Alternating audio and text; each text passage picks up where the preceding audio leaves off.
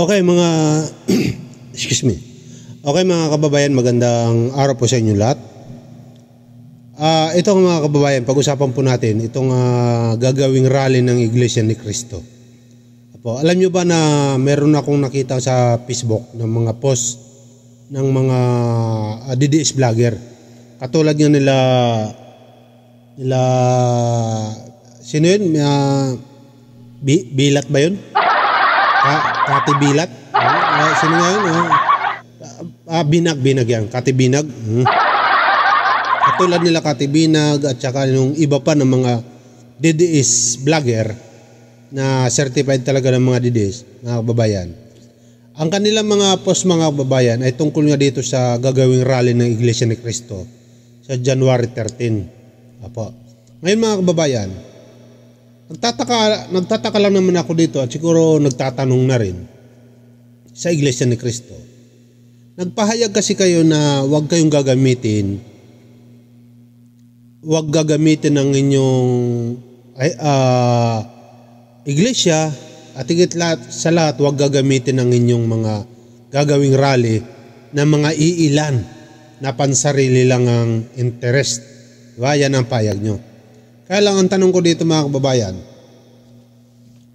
bakit parang ang iglesia ay ang mga DDS lang ang bukod tangi na parang excited sila na sa gagawin yung rally dyan sa Luneta sa January 13. Bakit sila lang po mga kababayan ang excited dito? At hindi po yung lahat ng mga Pilipino. Diba? Bakit? Kasi ang duda ko dyan mga kababayan, ito opinion ko lang ito at saka siyempre duda na rin. Hindi kaya alam ng mga vlogger na ito, ng mga DDS vlogger, na talaga ang gagawin rally ng Iglesia ni Cristo ay talagang kampi talaga kay BP Sara?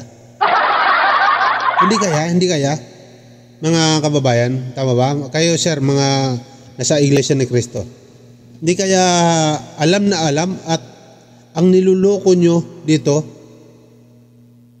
yung mga BBM? Diba? Hindi kaya ganun? Kasi mga kababayan, ang Iglesia po ni Cristo ay, ang balita ko dyan, naghahanap po sila ng 300 na sasakyan. Basman yan, banman yan, 3.5 per day. 3.5 daw per day. 300 take note 300 na mga sasakyan. Para yan ang sasakyan ng mga kaanib nila sa iba't ibang mga lugar para dalhin dyan sa Luneta sa January 13. Yan po ang hinahanap nila. Ngayon mga kababayan, kung ganyan po sila karami at 300 na sasakyan, ipagpalagay na natin na ang bawat sasakyan, kahit banman lang yan o kaya L3 o kaya kahit anong ban, ipagpalagay natin mga 10 bawat isang sasakyan, bawat 10. E de 10 times 300, 3,000 katao. Tama ba ako? 3,000 katao agad yun. Sa ano lang yan sa mga membro lang yan, hindi pa yan kasama yung may mga sariling sasakyan. Hindi pa yung mga big boss sa Iglesia ni Cristo. Tama ba ako? Then nasa 3,000 agad yan. Tapos, ang balita ko dyan, yung 300 na hinahanap nila na sasakyan, ay babayaran daw nila ng 3,500 kada araw. Di 3,500 times 300, 35 times 3, 5 times 3, 8, carry 1. 1 Kulang-kulang 1 million mga kababayan. Kulang-kulang 1 million. Ang gagastusin ng Iglesia ni Cristo, sa sasakyan lang yan.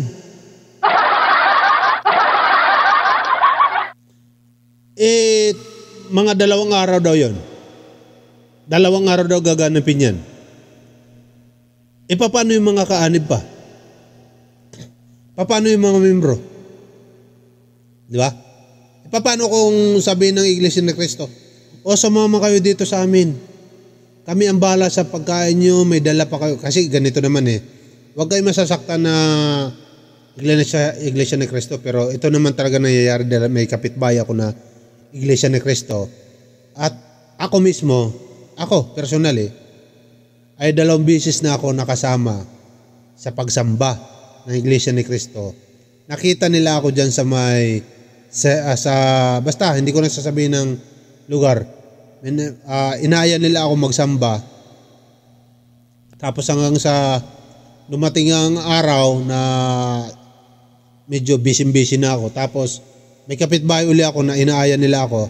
Ang sinasabi nila, kapag nagsasamba ka at sasama ka, halimbawa papuntang arena sa may Bulacan ba yun? Yung bagong arena doon. Ay binibigyan sila ng may sasakyan sila, tapos binibigyan sila ng bigas, Lucky Me, mga ganon. Kung 2 araw yan, gagastos kayo, papangakuan nyo ang mga membro nyo ng mga, para sumama lang, siyempre bigas at saka pagkain, at saka siyempre sa pamasahe siguro, may sasakyan naman di gagastos na naman kayo ulit doon. Itong katanungan ko sa inyo, Iglesia ni Cristo. Paano nyo susuportahan ng sarili nyong pira, sarili nyong bulsa, ang mga gastusin na yan? Kasi hindi ako maniniwala na magsasayang kayo ng rally, magbabayad kayo ng mga membro, at magbabayad kayo ng mga sasakyan, tapos sarili nyong pira? Yeah? Hindi kaya may sumusuporta talaga sa inyo na isang politiko? Hindi lang siguro isang politiko. Baka mga senador pa. Siyempre marami naman senador dyan Baka lang naman. Hindi naman ako sigurado, no? Hindi kaya tama ang hinala ng iba na mayroon talagang susuporta dito sa gagawin yung rally? Kasi hindi kayo gagastos ng sarili nyo dito, mga kababayan. Hindi sila gagastos dito ng sarili lang nila. Talagang malaki-laki po ang gagastusin ng pira nila dyan. Dahil kung sarili lang yung pira nila ang magaganap dyan, ang kanilang gagastusin, hindi, ang hirap yata paniwalaan yan, mga kababayan. Ang hirap yata paniwalaan yan. Kasi kung milyon-milyon ang gagastusin nyo dyan, tapos alam na alam pa ng mga DDS vlogger, alam na alam pa ng mga DDS vlogger yung mga gagawin ng Iglesia ni Cristo, at sila mismo ang nangunguna dito na natutuwa dahil ito raw ang paraan para mapatalsik si Pangulong Bongbong Marcos. Yan ang sinasabi ng mga DDS vlogger. Ito na ang katapusan. Baka mapatalsik na si BBM, at ito rin daw ang dahilan baka masuportahan na sila ng mga men in uniform. Diba? Diba? Kasi raw naniniwala kasi ang mga DDS vlogger, mga kababayan, na kapag nakita ng mga kapulisan, ng mga militar daw, na marami na sobrang dami na raw ang tao, ay baka raw magbago na ang isip ng mga militar at masuportahan na sila. Ay siyempre, nandiyan pa yung mga kababayan, nandiyan pa yung mga retired army na nagbabanta dito kay Pangulong Marcos. Na ang sinasabi pa nga ng mga banateros, di ba? pinag-usapan natin yan dito sa live natin. Ang sinasabi pa ng mga banateros, mga kababayan, na hindi na raw aabot ng 2026 si Pangulong Bongbong Marcos ay matatapos na. Mapapaalayas na raw siya sa Malacanang. Diba? Kaya ngayon mga kababayan, ako, opinion ko lang ito. Total, may mga opinion naman tayo, sariling opinion. Ako naniniwala ako dito mga kababayan na mayroong politiko ang gumagalaw dito. At kapag nagkataon niya na marami pang mga militar at PNP ang sasali dito sa kanila para suportahan sila, kapag nakita nila na marami sila dyan sa Luneta, yan na yan mga kababayan.